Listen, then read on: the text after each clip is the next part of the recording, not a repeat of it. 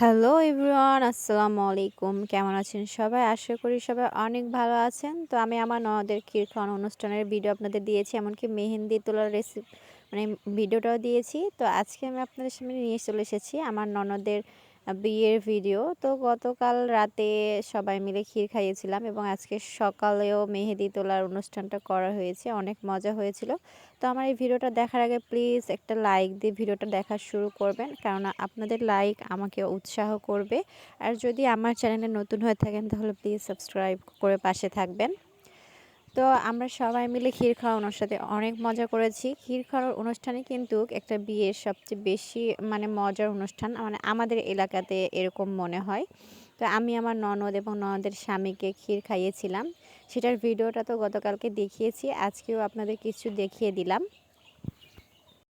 সকাল থেকে অনেক ব্যস্ত ছিলাম, রং টং মাখিয়ে নাচা গানা করে কি এক অবস্থা। তো আমি এখনও রেডি হতে পারিনি। এরপরে আর কি পার্লারেও যাবে না, আমার চাচি শাশুড়ি বলতেছে বউকে আমাকেই সাজিয়ে দিতে হবে। আমি তেমন একটা সাজিয়ে দিতে পারি না, তারপরেও মানে সবাই আছে আমার কাছে সাজিয়ে নিতে পছন্দ করে। তো তাকে অলরেডি মেকআপ করে দেওয়া হয়ে গেছে। মেকআপের ভিডিওটা নিতে পারিনি বিকজ রুমে অনেক লোকজন ছিল, আর সবচেয়ে বড় কথা হলো যে অনেক গরম, কারেন্ট ছিল না। এই জন্য আর কি সাজানোর ভিডিওটা করে উঠতে পারেনি, আর ক্যামেরাম্যানও ছিল না ভিডিও করে দেওয়ার মতো। তো যখন আর কি বেজ মেকআপটা নেওয়া হয়ে গেছে তখন আমার ননদ আসছে, ওকে দিয়ে ভিডিওটা করে নিলাম বাকিটুকু। তো আমি আস্তে আস্তে, যেহেতু তাকে আমার সাজানো হয়ে গেছে, চুল বাঁধানো হয়ে গেছে, তো এখন আমি আস্তে আস্তে তাকে গয়নাগাটিগুলো পরিয়ে দিচ্ছি। আমার ননদ কিন্তু আগেই বিয়ে করেছে, রিলেশন করে একা একা তারা বিয়ে করেছিল। এটা তাদের বিয়ের অনুষ্ঠান চলছে। তো দেখতে থাকেন আজকের বিয়ের অনুষ্ঠানের ভিডিওটা।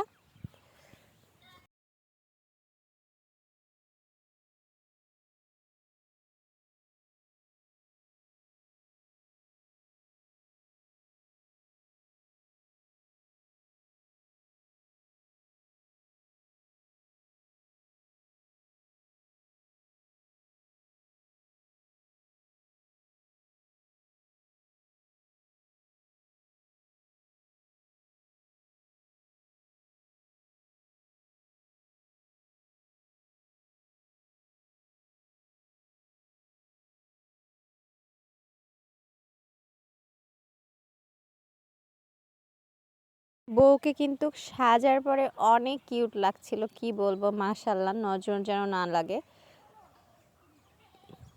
আমি আর আমার ননদ মিলে তাকে ওড়না পরিয়ে দিচ্ছিলাম। ওড়না পরার পরে তাকে আরও বেশি ভালো লাগছিল। আসলে ছোটোখাটো একটা অনুষ্ঠান তো, তাই তেমন একটা গর্জিয়াস মেকআপ নেয়নি বা গর্জিয়াসভাবে সাজুগুজু করেনি। সিম্পলি ভিতরেই সব কিছু শেষ করে দিচ্ছিল, কেননা তার অলরেডি পুরনো হয়ে গেছে।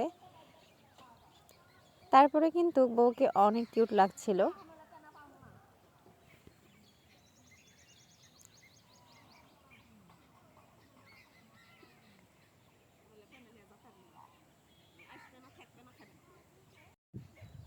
তো সাজুগুজু শেষ, এখন আমিও রেডি হয়ে গেছি। আমার রেডির ভিডিওটাও করতে পারিনি, কেননা আমার ছেলে অনেক কান্নাকাটি করছিল।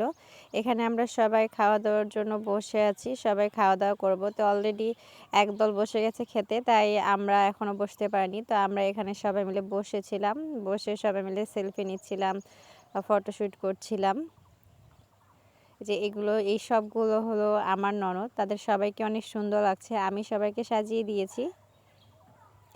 এখানে আমার ননদের স্বামী পড়ে গিয়ে পায়ে ব্যথা পেয়েছে, তাই তিনি বসে আছে, তিনি হাঁটাচলা করতে পারছে না। এরপরে আমরা ফ্যামিলির সবাই মিলে খেতে বসলাম। এইটা পুরোটাই হলো আমাদের ফ্যামিলি, শুধুমাত্র আমার শ্বশুর আর শাশুড়ি খেতে বসতে পারেনি, তারা আমার ছেলেকে সামলাচ্ছিল। তো আমার এই ভিডিওটা কেমন লাগলো প্লিজ কমেন্টস করে জানাবেন। শর্টকাট করে একটা আমি আর কি ব্লগ করলাম। আর যদি আমার চ্যানেলে নতুন হয়ে থাকেন তাহলে প্লিজ সাবস্ক্রাইব করে পাশে থাকবেন। আর বউকে কেমন লাগছে প্লিজ কমেন্টস করে জানাবেন। তো আজকের মতো এই পর্যন্তই। নেক্সট টাইম আবার চলে আসবো নতুন আরও একটা ব্লগ নিয়ে। সে পর্যন্ত আল্লাহ হাফেজ।